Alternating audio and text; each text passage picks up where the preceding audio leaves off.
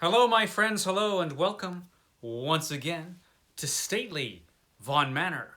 And welcome to my least watched video. Yes, it's my least watched video. How do I know it's my least watched video? Because it's about this. It's the Justice League Detroit. Yes, the Justice League Detroit. The Justice League's darkest days. The days no one remembers. I guess there are a few people who liked the Justice League Detroit. And if the four of you are watching, thank you. So today, we're talking about the Justice League Detroit because this is the world's finest team up on Comic Book Day between myself and Steve Donoghue's channel. Every week we talk about a certain comic book subject. Lately it's been DC Comics.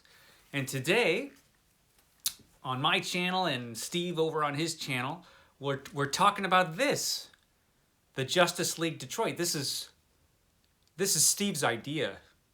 Don't blame me. So the Justice League Detroit, the Justice League's most scandalous days. So what is this? What is the Justice League Detroit? Well, first of all, I have the whole Justice League Detroit saga on this in this very beautifully made omnibus volume from DC Comics. And I have to say, DC Comics did a beautiful job on this omnibus. It looks fantastic. And I had not read, I did not read the Justice League Detroit when it first came out. So these are the Justice League stories that were released between 1984 and early 1987. So it was a time of change in the comic book industry. Those dark days. And so I didn't read them until I picked up this omnibus. And one of the reasons I picked up this omnibus is I was so curious about this particular time. I had heard terrible things. But I thought, how bad could it be? I'm curious. I want to read it. I want to find out how it was. It couldn't be all that bad, could it? So anyway, the Justice League Detroit. What is it? So, comic book writer Gary Conway, back in 1984, was looking around and he was seeing how well the X-Men were doing over at their competition and how well the new Teen Titans were doing over at DC Comics. And Justice League, I suppose, wasn't doing all that hot. It wasn't getting the sales, I guess, that DC wanted. So when Gary Conway came up with the idea of changing up the team, they were like, okay, whatever. So Gary Conway's idea was he was going to disband the original Justice League and fill it with cool new kids, cool younger superheroes, and he would make character-driven stories with these new superheroes. Now you'll notice on the cover, you've got Aquaman there. Aquaman became the initial leader of this team, and he was the leader. And then he quit in disgust. And after he quit in disgust, it went to Martian Manhunter, who is forced to be on every version of the Justice League that exists. And eventually, when things were going really badly, they pulled in Batman because they figured, Batman, he could save anything. No, he can't. He could not save the Justice League. Then you see you've got the elongated man, the stretchy guy. He's not Mr. Fantastic. He's the DC stretchy guy from the Silver Age of Comics, the elongated man, not Plastic Man. It's hard to keep all those stretchy guys apart, but it's a different stretchy guy. It's elongated man. And now let's meet some of the new characters in this exciting, thrilling time on the Justice League. First, you've got Vixen. Vixen, the former fashion model who has got an amulet, and that gives her magical animal powers. Vixen is actually the best character out of the characters that they have in this book, the newer characters. On the back here, you can see the other characters. We've got Steel down there. Now, Steel's grandfather was a psychopath. He was Commander Steel from the 1940s. I think he was Commander Steel. I think that was his name. Anyway, he was his nut. He was a real nut, this guy's grandpa. And so this guy's grandpa decided to take this young man and subject him to a series of horribly painful and traumatic operations to turn him into a cyborg superhero. So that's Steel. And then we have, this is Gypsy Stereotype. Gypsy Stereotype, right there. Now, Gypsy Stereotype usually only goes by her first name, Gypsy. And she's really lame. And speaking of stereotypes, look, there's Vibe. Breakdancing, beatbox carrying Vibe. A modern hero for, you know, the 80s. Oh, Vibe. So bad. And then you can see on the cover all the original Justice League is like looking on and like, what the hell is this? So, as the story goes, let's start at the beginning of this story. So at the beginning of this story, Aquaman gets it into his head that he wants to take over the Justice League. Now, coincidentally, all the other Justice League members except Martian Manhunter are like on another Earth somewhere on a dangerous mission. Superman's gone, Wonder Woman, The Flash, Green Lantern, they're all gone. And so at this exact time, while everyone else is gone, Aquaman decides he wants to be like the leader of a team. So while they were gone, there was the Mars-Earth War, and the satellite, the Justice League home base satellite, was destroyed. So their satellite's gone. And this gets Aquaman thinking. He's like, man, those other superheroes are lame. They're not taking their jobs on the Justice League seriously. I'm going to come up with my own team. Yeah, that's what I'm going to do. Dedicated superheroes that only work for the Justice League. They got no other private business to do. They'll just be Justice League all the time. So Aquaman decides to call a press conference, invites all the remaining members of the Justice League, bunch of people, and here's his press conference. And this is what he says. Because of their absence, he's talking about the other members of the Justice League. Because we were a team halved in our power, we failed to fulfill our duty to the world and ourselves. Too long we've chosen to deny the reality that the League, as it presently constituted, is a chimera and a fraud.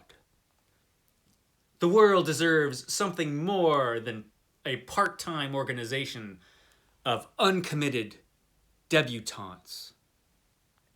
These are his friends he's talking about. What a dick. So, Aquaman, right here, decides he's going to disband the Justice League. He's getting rid of all of them, and he's going to create a new team. And, of course, you've got Firestorm over here, who's totally pissed, as he would be. He's like, what the fuck is this? Exactly. What the hell is going on here? So, you know, he gets an earful, and Aquaman's like, no, man, I'm going to make my own team. And, of course, most of the other superheroes are like, you know, screw this guy. What a loser. And like Hawkman and Hawkgirl are like, heck with you. Stupid Aquaman. Aquaman is just a real loser jerk in this whole series of Justice League stories. There are a few people that join. Zatanna, who normally wears a top hat, we know her from this era because she's got a bug on her head. So this was the bug on her head era for Zatanna the Magician. She joins. What the heck? And then, you know, third string superhero, Elongated Man, he's like, I'll join. Take me. I'll join. Because, like, you know, this is his moment to shine, right? On the team with the loser heroes. So, and Martian Manhunter has to join. He's contractually obliged to join every single version of the Justice League that ever happened. Vixen there shows up, and Vixen's like, hey, Aquaman, I used to be a fashion model. I could be a superhero. And Aquaman, who doesn't know her at all, is like, sure, yeah, okay. Yeah, join the team. That's cool.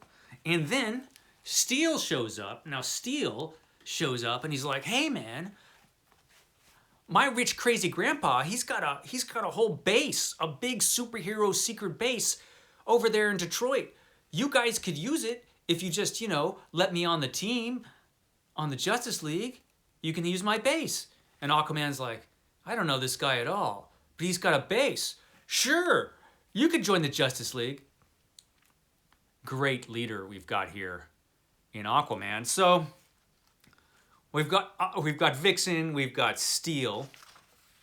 And so they go to the base in Detroit because Detroit, yeah, that's the best place for a superhero team. They go there. And then they have to get some new members. And the next new member we get is Vibe. So Vibe, sensitively portrayed, culturally sensitive portrayal here of Vibe. Here he is. He's the leader of a street gang. I'm assuming a non-violent one. The leader of the street gang, Vibe, and this helpful guy in the corners there, he's like, hey guy, hey Vibe, there's a team of there's another street gang coming, and they want to cause a bunch of trouble, and Vibe's like, whatever. So let's listen into Vibe's dialogue here as he's painting this building here with his name. Shush, shush. Can't you see I'm working, old man? Can't you see I'm working? That would be you spelled C-H-U. Can't you see I'm working, old man? What you think? Fresh, huh? Vibe. That's chill.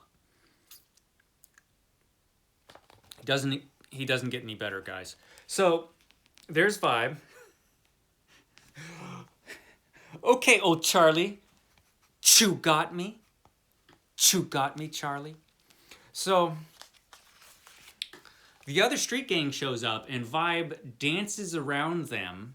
He dances around and uses his sonic powers to defeat the street gang. And Aquaman's around and he's just like, hey, this gang member has some kind of superpower or something. Join the Justice League. Come on, join the Justice League. And he's like, okay. And so he joins the Justice League. So we have Vibe, and there's Vibe. He shows up with his beatbox there. He meets Vixen. What am I doing here? What are you doing here? So we've got Vibe, which means we only have one amazing superhero left, and that would be Gypsy Stereotype. Yes, Gypsy Stereotype, occasionally just called Gypsy or Gyp. Hey, Gyp. So yeah, we have our team, and they have a bunch of lackluster adventures. Now, not all of the art is bad. Some of the art is good. Some of the art is bad. A lot of the art is just okay. We have a highlight here with, I think this is Tuska's art. And this could be the very story here where we lose Aquaman. You see, Aquaman, Mr. Dedicated, Mr. I need a dedicated team, Aquaman, isn't dedicated enough to stick with the team. So not even halfway through this omnibus, he runs into his old girlfriend, Mara, and he's like, I think I'm going to bail. I think I'm going to bail on this Justice League. Now, before this, of course, the original Justice League members came back. Confused. They're like, where's our satellite? What happened to the Justice League? What's going on, Aquaman? And Aquaman's like, I need a dedicated team. So, I created a new Justice League and disbanded the old team. And they're like, you, what? He's like, yes, you've been replaced. And Superman's like, you can't replace me. I'm Superman. That's Wonder Woman. What are you thinking? Aquaman's like, your guys part-time heroes. I need a dedicated team. So Superman's like, fine. Okay, Aquaman. Good luck with your new Justice League, man. Just, call us in an hour or two when you need us to, save you all. Which happens. So that happened. But at this point in the omnibus, which isn't very far, I think this is just about the point where Aquaman's like, I think I'm done. And so he goes up to the Martian Manhunter and he's like, hey, Martian Manhunter, I'm just gonna cut out and can you take over the team? You take over the team. You run the team. Okay, bye. And Martian Manhunter's like, what? Where are you going? Where are you go? Dick!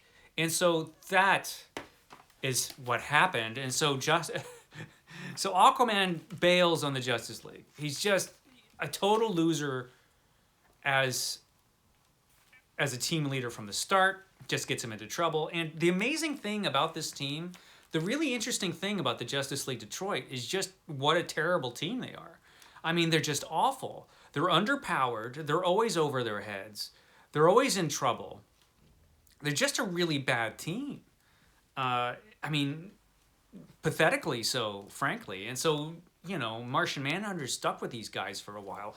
But eventually, Batman, they sucker Batman into taking over this team. Because at a certain point, here's the thing. In real life, everybody hated this comic book. Everybody hated the Justice League Detroit. Of course they did. Because it's not the Justice League. I mean, call me crazy. But if you're buying a Justice League comic, you probably should, be getting the Justice League. This is not the Justice League. It's not. And so everybody hated them. Every moment that they existed, everybody hated this team. And so eventually, Gary Conway, they suggested that he move on. It was suggested that he move on. So then they had to do something to try to save this pathetic team. And so they get Batman. But even Batman didn't want to be on this team. Even Batman's like, do I have to? Really? And they're like, no, come on, Batman, you got to do it. And he's like, fine, I'll take over the Justice League. And Martian Manhunter's like, oh, thank God. Thank goodness we have Batman. Oh. But sadly, and surprisingly, Batman wasn't any better as a team leader. He wasn't even any better than Aquaman was. And eventually he cut and run too. And Martian Manhunter was stuck once again. So they had to get rid of this team. Now, this team remarkably survived the Crisis on Infinite Earths, but it could not survive a little miniseries called Legends. And in Legends restarted the DC universe after it was already restarted with Crisis. It was weird. So they had to get rid of this team. And it was done in a very kind of brutal way. They literally murder Vibe. Vibe is murdered in the street. And when I read this in the omnibus, I'm like, damn, that's cold. I mean, there he is. He's literally murdered in the street. This never happened in the old Justice League. I mean, you never had team members that were so sucky that they were murdered. But yeah, I guess it's the 80s and this happens. So Vibe was brutally murdered. And he's not the only one. Remember Steel, the guy with the crazy grandpa? Well, he is murdered as well. He's straight up killed. Gunned down. What? What am I reading here? Yeah, so... Now, eventually, everybody that was left on the Justice League did defeat the villain. But at that point, Gypsy stereotype is like, I'm done. Vixen was like, okay, I think I'm done. So everybody on the team except Martian Manhunter was either dead or they quit. And that was the inglorious end of Justice League Detroit. It was a sad failure from beginning to end. It was just, it's a tragedy, really. This whole period of the Justice League was just, well, it was shit, frankly. I can swear in this one, no one's watching. So it was not great. And that was it. And then they came out with the Justice League International, which was really, really good. So that was the dark days. That was the Justice League Detroit. So, you know, anybody who might someday watch this, now you know. Be sure to catch Steve Donoghue's video. That should be interesting. And I will catch you guys next time here at the sometimes stately Vaughn Manor.